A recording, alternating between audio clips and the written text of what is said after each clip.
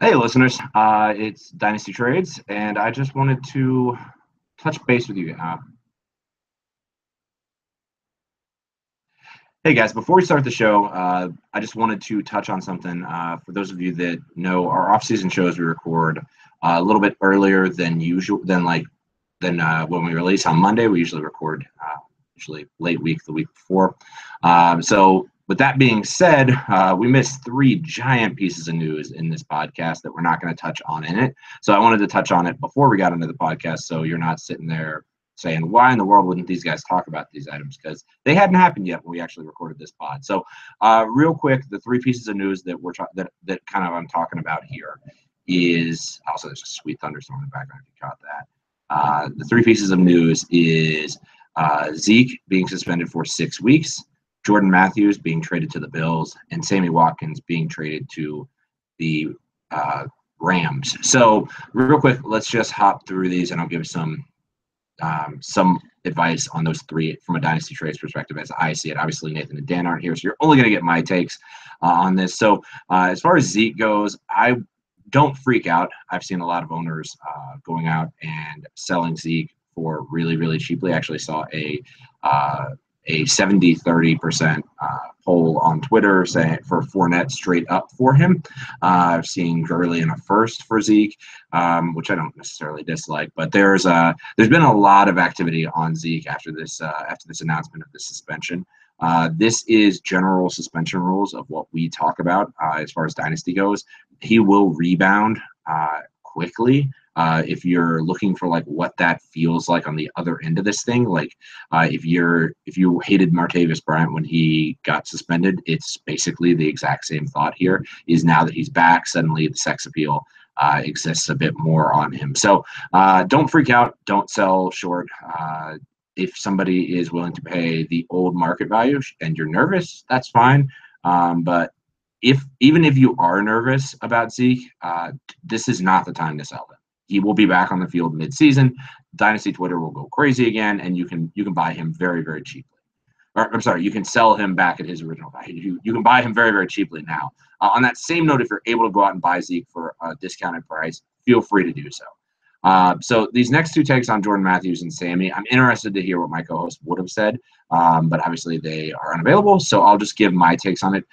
In the show, I actually make a reference to the Eagles hating Jordan Matthews, which turns out to be hilarious because not like 12 hours later they traded him.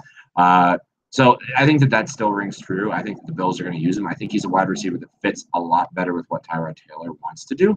So I actually don't dislike I actually kind of like the landing spot for him. I've never been a good big Jordan Matthews guy, but he could be somebody to buy as like a wide receiver 3 if your team is there. If you can get him for second round valuation, which I think would be difficult at this time, but if you can get him for something like that, by all means, go do it.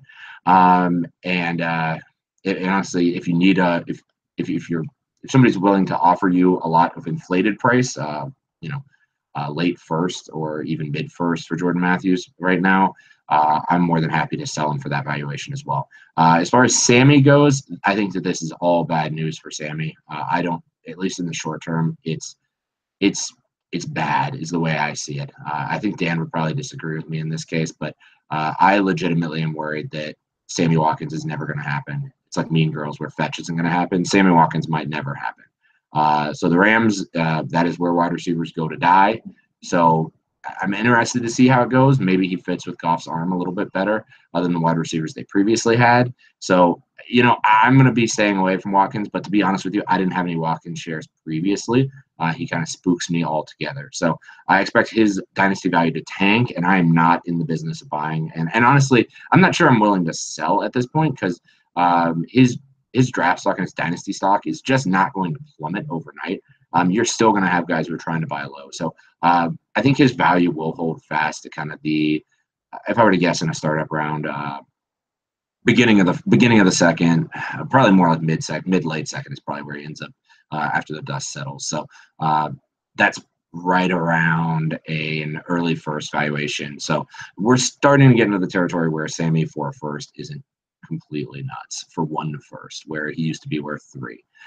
So on that note, those are the 3 topics that I know that the listener, that you as the listener are probably itching to hear about from us. So those are my takes. And then when we get back on the show this upcoming week, we'll probably all three discuss these in a little bit more, and especially if one of the guys disagrees with me. Trust me, I won't hear the end of it, but trust me, my takes are right as well. So on that note, enjoy the show, and we will catch up with you guys next week. On that note, enjoy the show.